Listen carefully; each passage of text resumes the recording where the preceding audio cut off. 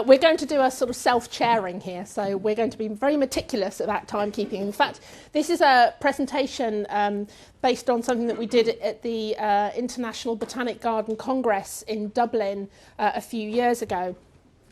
And we had, you know, an opportunity in Dublin to talk about our work, but we never talked about it here in Cardiff. And so although we've done sort of things on the international stage and we've published in international journals, we've never actually shared the findings from our work here. So we thought this would be a good opportunity in the circumstances to share with you a little bit about the work that we did. I'm going to start off really by sort of setting the scene of the talk and just introduce you a little bit to the project, and then Mark is going to really share with you the core of the work, looking at some case studies of British Muslim environmentalism and Islamic gardens, and then I'll close at the end by thinking about some key findings and some of the implications from the research that we did.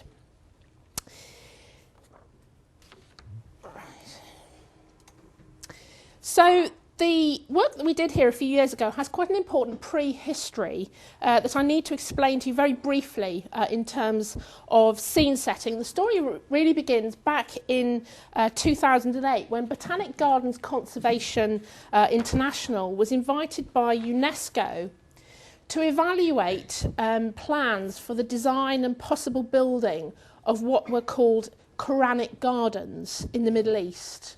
One of these was going to be in Qatar and one in Sharjah. And to cut a very long story short, one of the outcomes of BGCI's work in the region was evidence that important links could be made between Islamic gardening traditions and the principles of environmental stewardship in the Quran. They felt that if these links were made successfully, this could have very significant impact in terms of promoting biodiversity conservation amongst Muslim communities and educating people about Islamic gardening heritage and principles. Having come to that realisation, the key staff at BGCI, which is actually based near Kew Gardens in London, if ever you've been to that part of London, they became very interested to know how these links might be made in the British context, where there are, as you know, sort of well over 2.5 million Muslims. With this question in mind, they approached us in order that we might do some research. It was basically a feasibility study. And our key research question was quite simply to evaluate the need, value and viability of establishing Quranic gardens in the UK. Now, it's important for you to know that quite early in the project, we made a collective and strategic decision to change completely the conceptualisation of the project so that we weren't focusing particularly on Quranic gardens, but on Islamic gardens.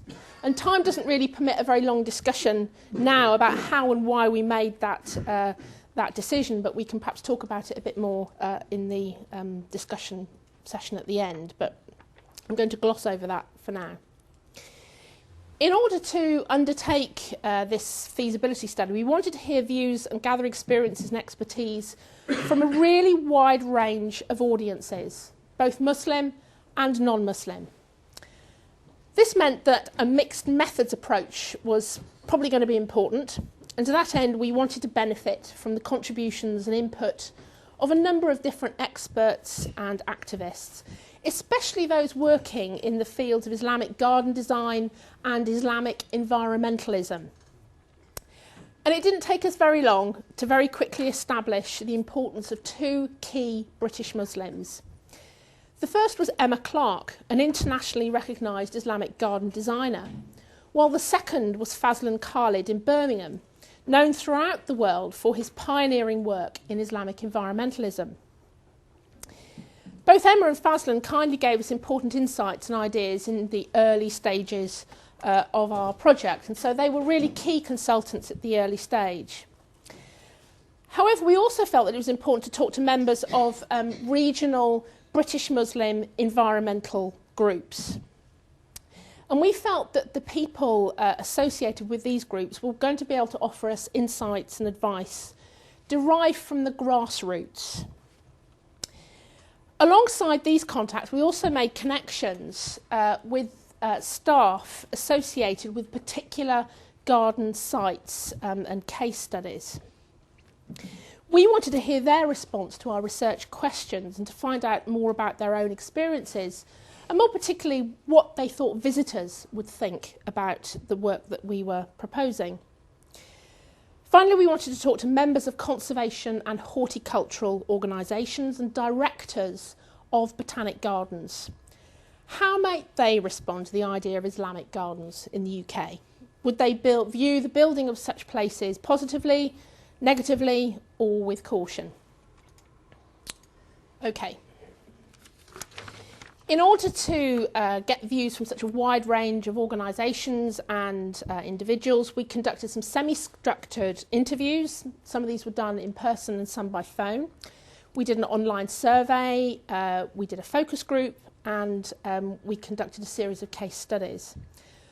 A lot of the case studies involved a fieldwork visit, and Mark's going to share some of the outcomes of those in a minute. But just to give you an overview the way we organised the case studies, I just want to run through you and map the kind of cases that we looked at.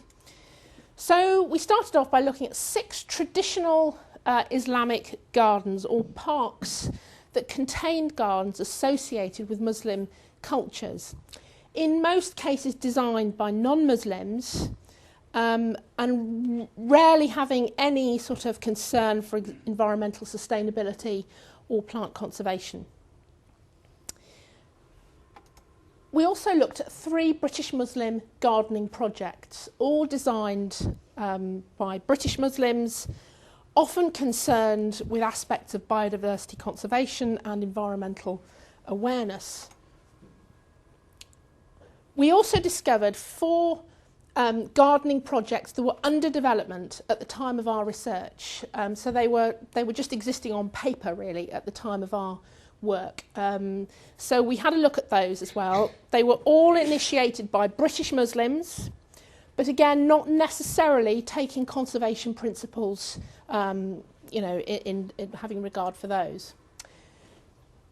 We then looked at 2 temporary Islamic Quranic garden exhibitions.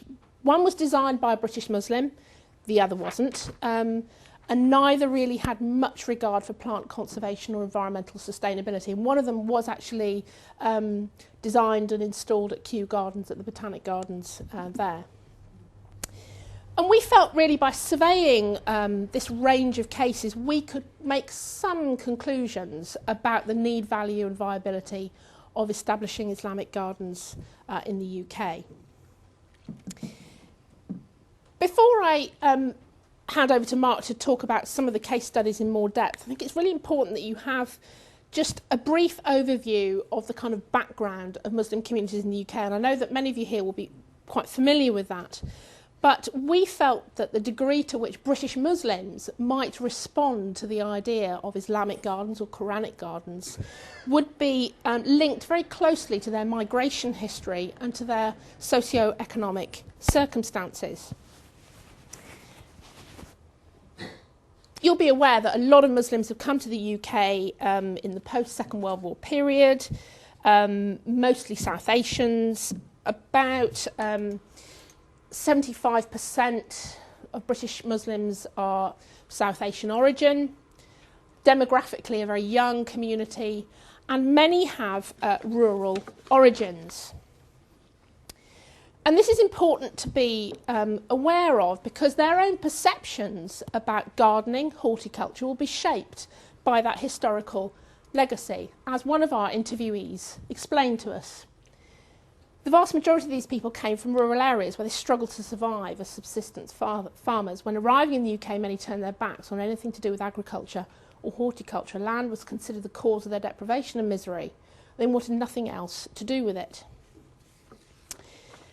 So those South Asian Muslims who came to Britain in the post-war period settled in towns and cities that offered the best prospects for unskilled and semi-skilled employment. And this meant the large industrial cities in Yorkshire, Lancashire, the Midlands, London.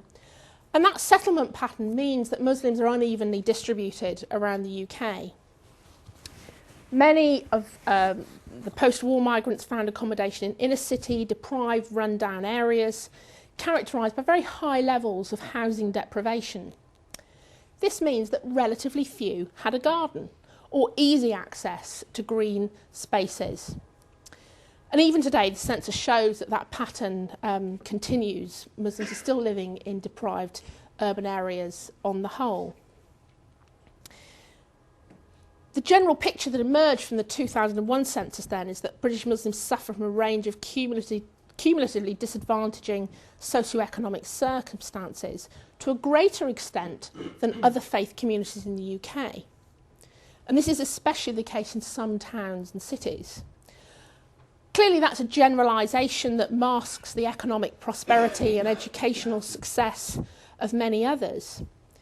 But the grim reality of multiple deprivation was important for us to take into account as we considered how British Muslims might be encouraged to engage with gardening, horticulture or botanic gardens via their own religious heritage and planting and gardening traditions.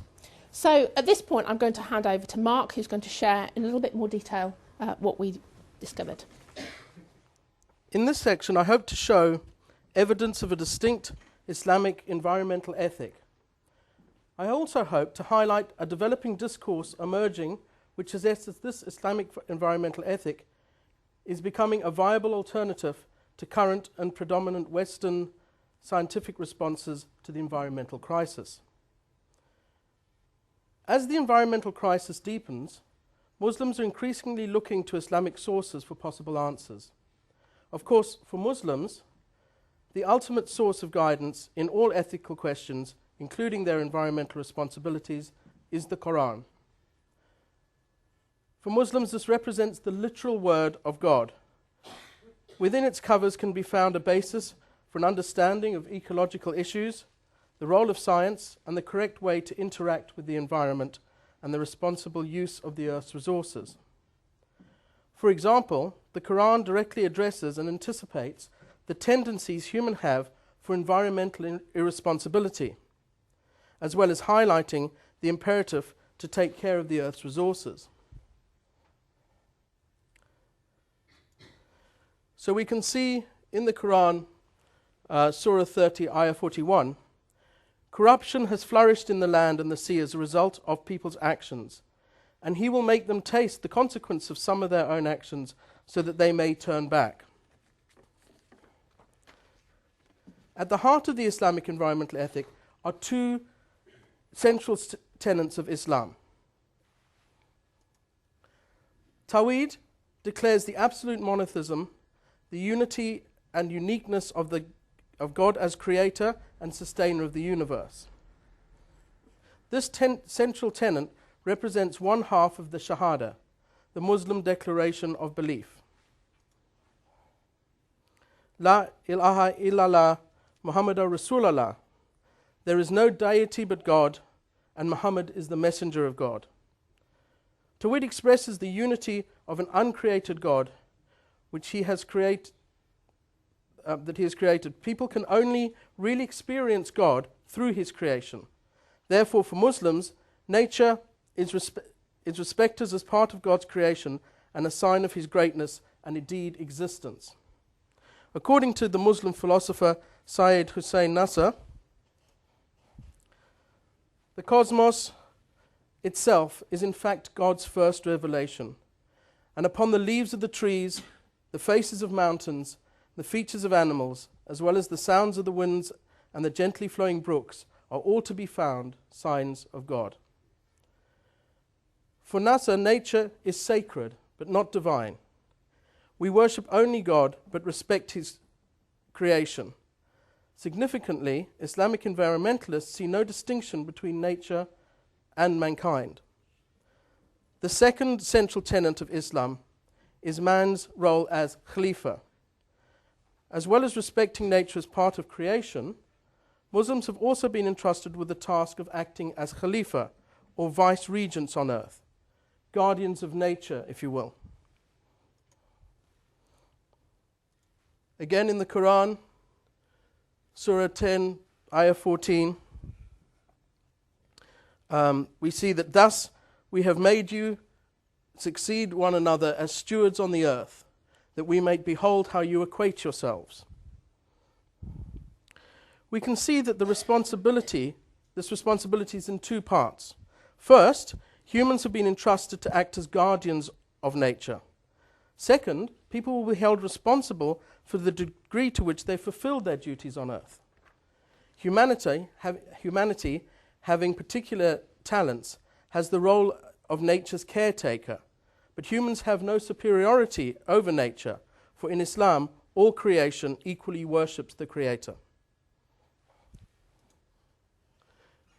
In Surah 22:18, we see, "Don't you see that to Allah bow down in worship all things that are in the heavens and the earth, the sun, the moon, the stars, the mountains, the trees, the animals, and a great number among mankind."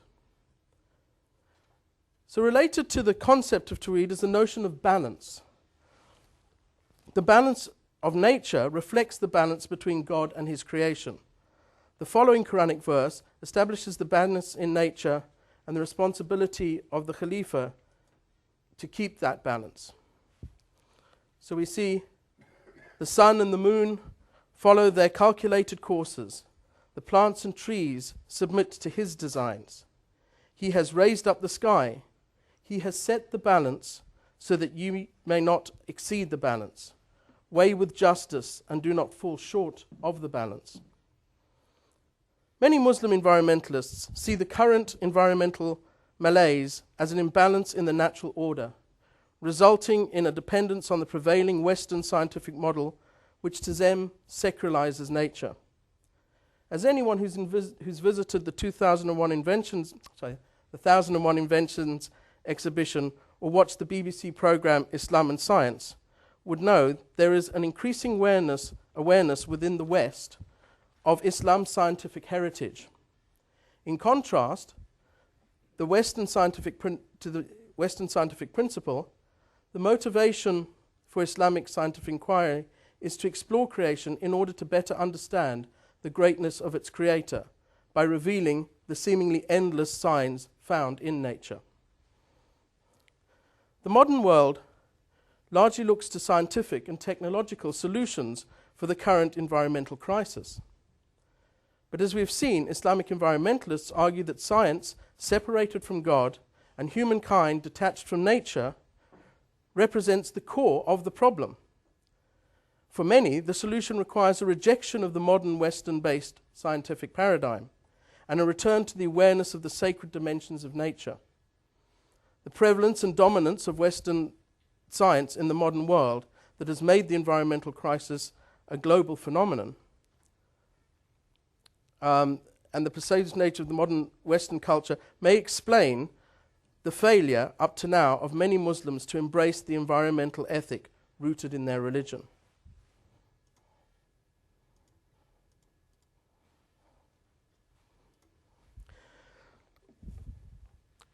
So in this section, I want to share with you how Islamic environmental movements within the UK are promoting this Islamic environmental ethic outlined previously. To constructively engage Muslims with issues of conservation, biodiversity and sustainability. In addition, I hope to highlight the interfaith dialogue arising from shared environmental concerns, as well as the work of national environmental bodies.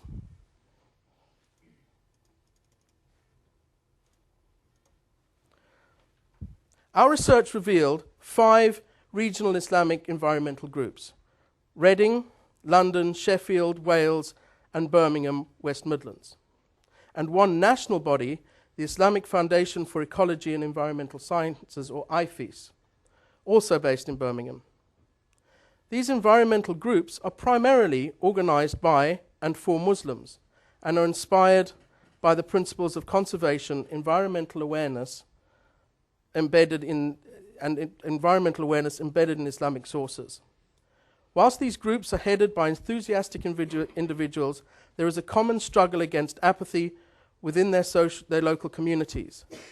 Having said this, there are evidence of successful initiatives such as clean-up campaigns.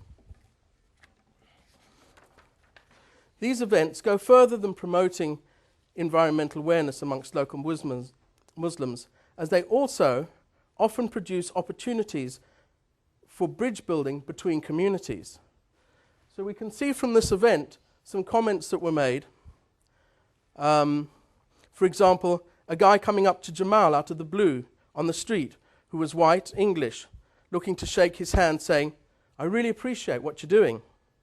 The couple who gave us cake and tea and then had a picnic and invited us with them. Volunteer from the street who came out to help us. This was the biggest surprise and really made our day. All the smiles and nods of approval we got from residents from their windows who hadn't braved out but clearly intrigued with what we were doing.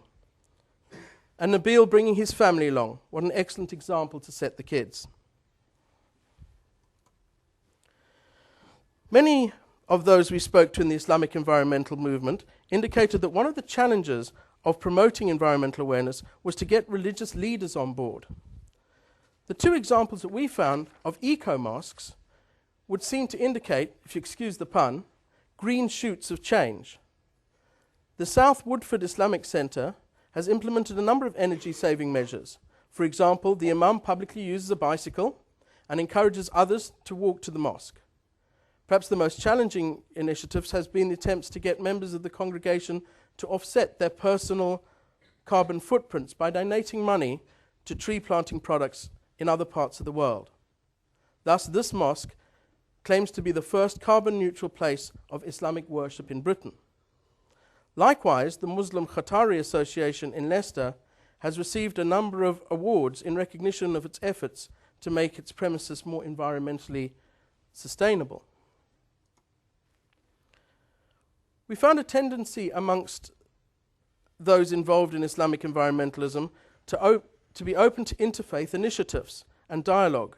For example, Omar Williams of Welcome has worked with Interfaith Wales, giving talks about the Islamic environmental perspective. Interfaith environmental organizations, in turn, disseminate information about Islamic environmentalism.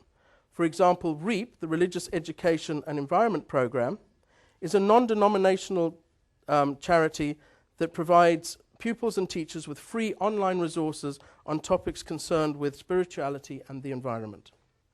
With the strapline promoting links between religious and the environment, their website has a comprehensive section on Islamic gardens.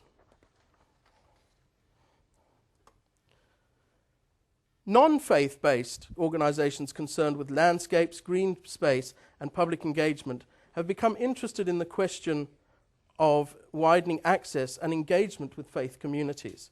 For example, Forestry Commission England initiated a proactive project to develop what they called a faith woodland in Luton.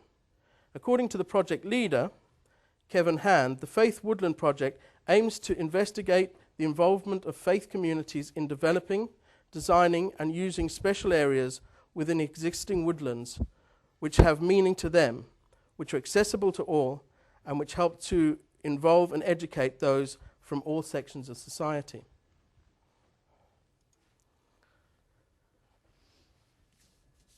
So at this point, I'd like to point out that I am no expert on the art, form, and symbolism of Islamic gardens. As Sophie mentioned earlier on, we were very lucky to have Emma Clark consulting us on these issues. So what follows is a very brief and superficial description of the Islamic garden.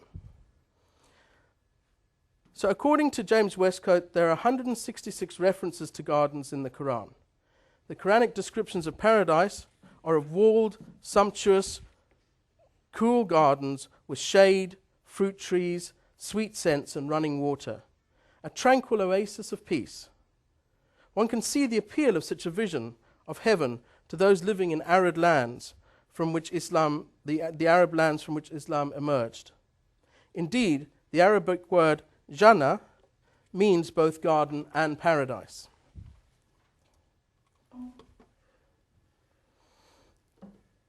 As the Islamic world expanded, it reached into areas such as Persia and North India, where a tradition of formal garden architecture already existed. Utilizing this existing know-how, gardens emerged that were designed to be reflections of heaven on earth, filled with the symbols of paradise as described in the Quran. The cultural heritage of Islam has long been evident in European science, art, literature, and architecture. Islamic colonization of parts of Europe and the later colonization of Islamic countries by European powers has produced a rich and historical exchange of ideas, and Islamic gardens have played their part in this dynamic.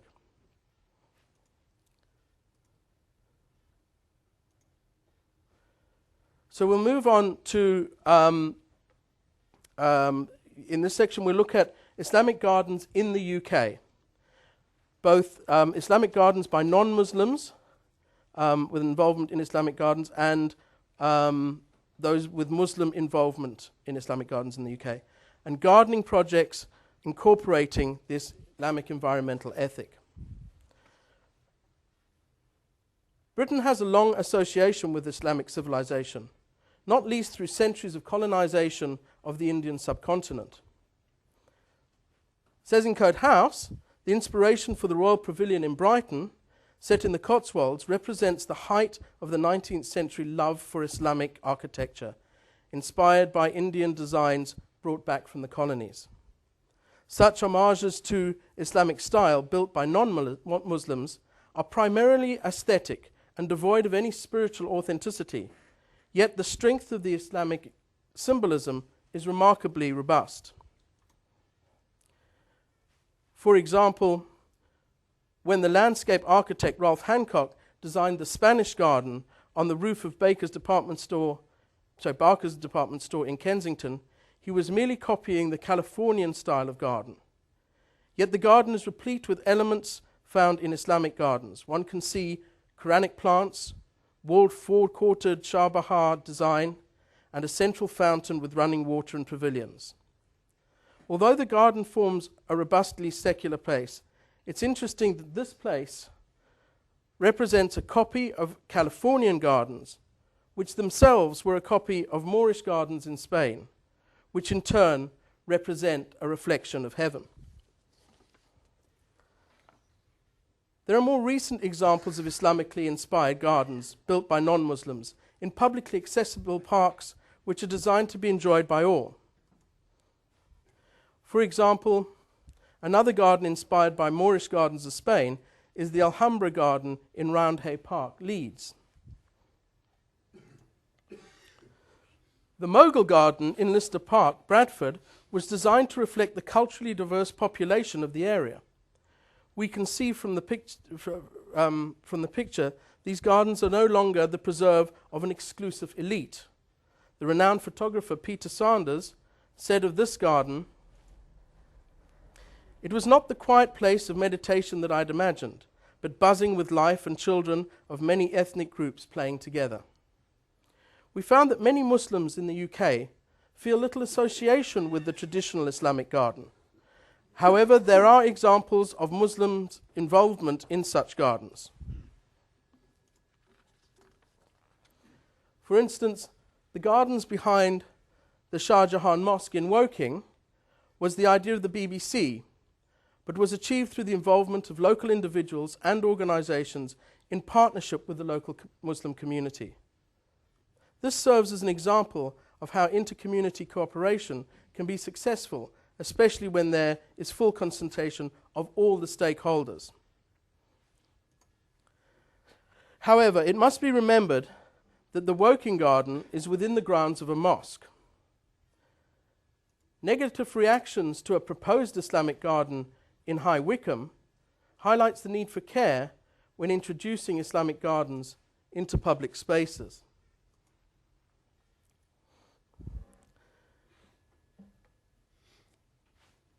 So now we'll look at gardening projects that incorporate the Islamic environmental ethic. Much of the important effective work of exposing ordinary Muslims to their religious obligations towards the environment through horticulture has come from more, dare I say it, grassroots initiatives. For example, the Wapping Women's Centre in the east of London has set up an inner-city community garden in Tower Hamlets. According to Sophie Allen, manager of the Women's Centre, it had been observed that large numbers of women were using planters in their balconies to grow beneficial plants more associated with Asian cultures. An opportunity was seen to encourage gardening as a means for fulfilling the desire to grow these plants, while addressing the need to encourage women from the Bangladeshi community out of their flats and into the community. In addition, the program has actively promoted the Islamic environmental ethic. At a recent meeting with the Tower Hamlets Council, it was said there had been a 40% reduction in waste as a consequence of the actions of the Muslim women in the locality. The Gardens of Peace Muslim Cemetery in Ilford is the largest dedicated Muslim burial ground in Europe. This picture shows the sparse graves traditional in Islamic cemeteries, but they're bordered by a park-like garden. The garden includes crescent-shaped beds and plantings consisting of many of the plants and trees mentioned in the Quran, along with quintessential English species. I finish with this example as I feel it is a space that draws together many of the themes that have come to light during the course of this project. The garden has collected as many plants mentioned in the Quran or close relatives as was practical.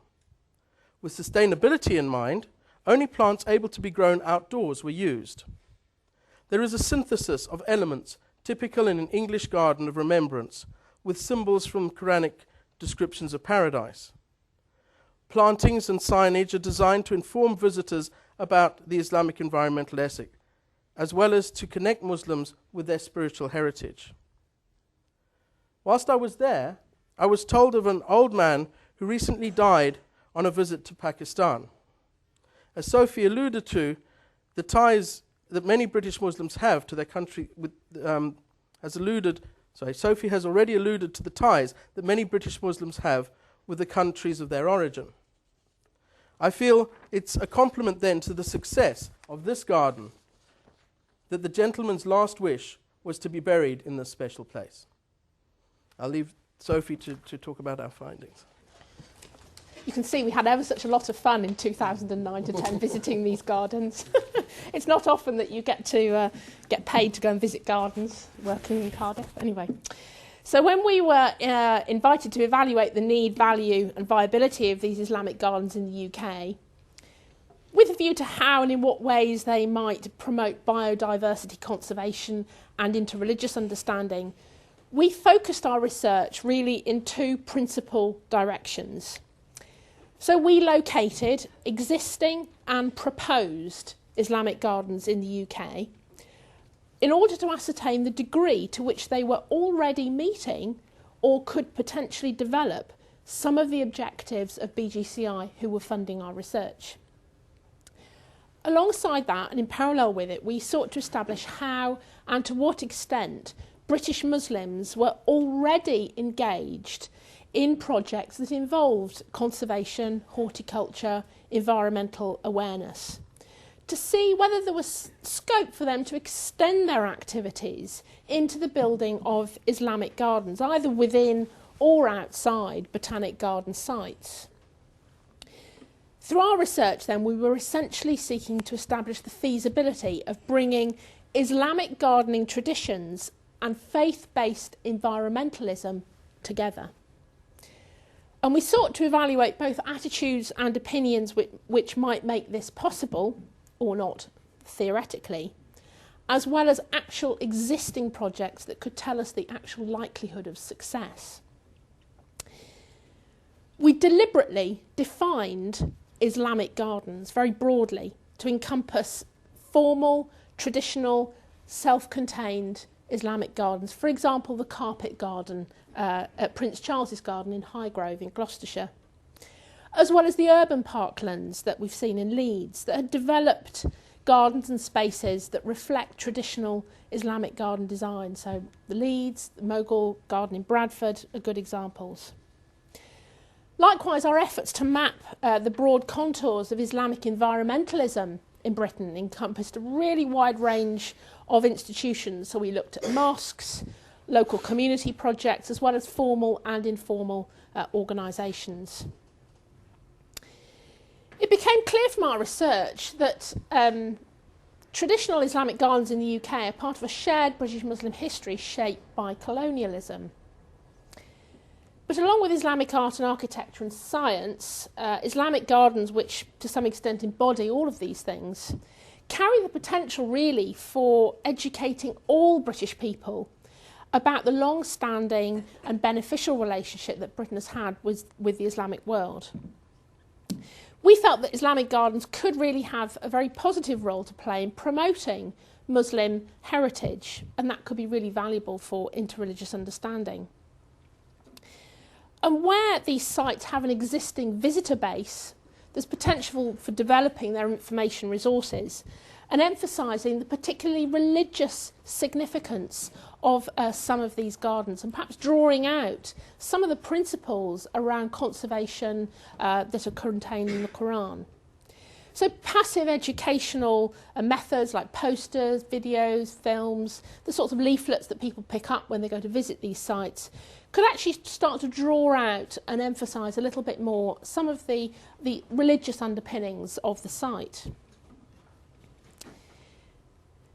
Our research also made clear that many traditional existing Islamic gardens in the UK, they're aesthetically beautiful, yes, but they don't seem to really promote biodiversity conservation very much. They don't talk very much about, the literature around them doesn't talk about sustainability. And a lot of them are inaccessible to the general public. It's very difficult to visit some of these gardens. You know, they're expensive, they're remote, they're perhaps private. And that means that they continue to perpetuate an association with wealth, exclusivity. And so that really has very little resonance for a lot of British Muslims. And I think the exception really is the Gardens of Peace in Ilford, which is really accessible and does take the principles of biodiversity conservation and sustainability into account. It was built in, as it were, from the beginning. In relation to British Muslim environmentalism, we really found that it was the practical, the grassroots, community and orientated, inexpensive, bottom-up gardening projects that were really going to engage people's attention. And what's been really notable is the extent to which the success depends on an ability to kind of sacralise these efforts through reference to the Quran and Hadith. And so these projects, these community-orientated projects, are really where we felt that there was potential for bringing about real change in behaviour and getting people to perhaps engage in sort of more recycling, more gardening, more growing of plants and so on.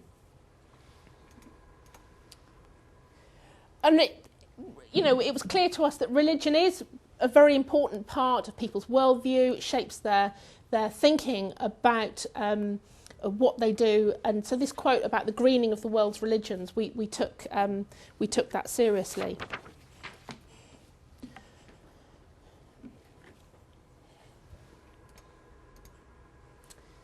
I wanted to end with a little quote from Shafi Khorsandi, a Muslim comedian that some of you might have heard of, writing in the National Trust magazine in the summer of 2010. I thought this was a really lovely quote. Botanic gardens seem to be regarded as rather socially conservative formal places, with particular appeal for educated, middle-class white people who can afford to pay the entry price. And that makes them very inhospitable places for a lot of British Muslims, particularly those who don't associate or relate to gardening and visiting gardens as a leisure activity. But the directors of the Botanic Gardens that we spoke to showed an awareness of the economic and social value of being much more outward-facing. So we felt there was quite a bit of potential for bringing about some change. And the idea of perhaps temporary exhibitions or temporary gardens that perhaps bring people in from different communities might be a way of bringing about some incremental change. So rather than building an entirely new Islamic garden within a botanic garden, but actually have something maybe temporary and get people used to the idea of seeing something rather different. We made a recommendation to the funders of our research, and we suggested that they could have a really important role to play in helping Muslim community organisations with their gardening projects, because a lot of the expertise about how to grow particular plants in a UK climate using UK soil requires particular expertise around horticulture, and we felt that the funders could help to work with some of these organisations and give them some know-how how to grow perhaps plants from the Middle East or from the Indian subcontinent here. One of the outcomes of our project was a successful bid made by BGCI for a project called Seeds of Faith. And on the basis of the evidence that we gathered, they were able to apply for money, and they got it, for primary school teachers to work with young children to grow plants associated with different religious traditions, so growing plants that are mentioned in different religious scriptures. But the overall conclusion really to our work was that if there was going to be real change, it needed to come from the grassroots, from the bottom up, not from a kind of top-down perspective. But it was a sort of surprise to us, and it was kind of paradoxical that somehow, despite all these references to conservation and environmental stewardship in the Quran and Hadith, all the references that you've seen tonight, they're not actually reflected in the actual behaviour of a lot of British Muslims. And we concluded that that's really a reflection of the cumulative impact of migration history, socio-economic deprivation, education, historical circumstances, and so on. But what was evident is that the environmental messages of Islam are slowly being taken up by a new generation of British-born activists. I think most of the activists who we interviewed and talked to had mostly been born here in the UK. And they were starting to show through their own example that there are practical ways in which being a good Muslim does involve taking some responsibility for the environment. One of the outputs of our research has been an article in the Journal for the Study of Religion, Nature and Culture. But we're starting to go hopefully a little bit further now to think about some of the bigger questions arising from our work. We want to explore the idea that the meaning of Islamic gardens and the question of what makes them Islamic is subject to reinterpretation over time and critically depends upon the material, social, political, cultural and economic resources of those producing, cultivating or viewing these sites. We'd like to see our work as contributing to the burgeoning literature on the geography of religion and the geography of Muslim communities in particular. And where much of the literature produced by social geographers in the last few decades, valuable though it is, a lot of it's focused on the construction of mosques and the redevelopment of urban landscapes. But the work that we've done on Islamic gardens offers some alternative perspectives on the ways that Islam has become part of the landscape of the UK. We hope that as we continue to work on some of the data from our research, we can generate fresh insight about the ways in which British Muslims exercise agency and a sense of belonging within their localities through direct manipulation of the earth itself. If gardens can be regarded as a kind of public text, then they are available as sites through which we can think about larger questions about sacred space and the contested boundary between public and private spheres.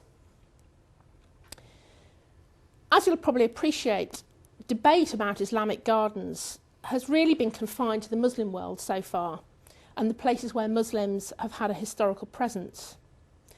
Research about Islamic gardens in the West or in Europe or in Britain even is virtually non-existent, so I'd like to think we are blazing a trail here. The existing studies that have been done in the Muslim world usually evaluate these spaces through the lens of urbanism and politics, and the association of gardens with buildings such as mosques, palaces, madrasas, mausoleums and hammams. We want to think about them in the UK as places that reflect an emerging sense of place and belonging. They're socially constructed spaces that have been made by cultural agents with different skills and varying resources for shaping material culture. While buildings or mosques can certainly be changed and reconfigured over time, gardens are not static spaces in quite the same way. They are living entities that are inherently changing and changeable.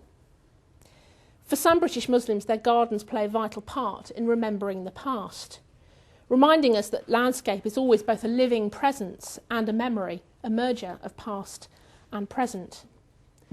These are really very preliminary ideas that we've started to kind of think about as a result of the research that BGCI so generously funded us to do. It's very much work in progress, and thank you so much for your patience this evening on our rather sort of unpolished, unrehearsed performance. We have done our best to keep the show on the road, and we've got about sort of 7 or 8 minutes left at the end for your thoughts and comments really on what you've heard tonight and any good ideas for ways in which we can take it forward into the future.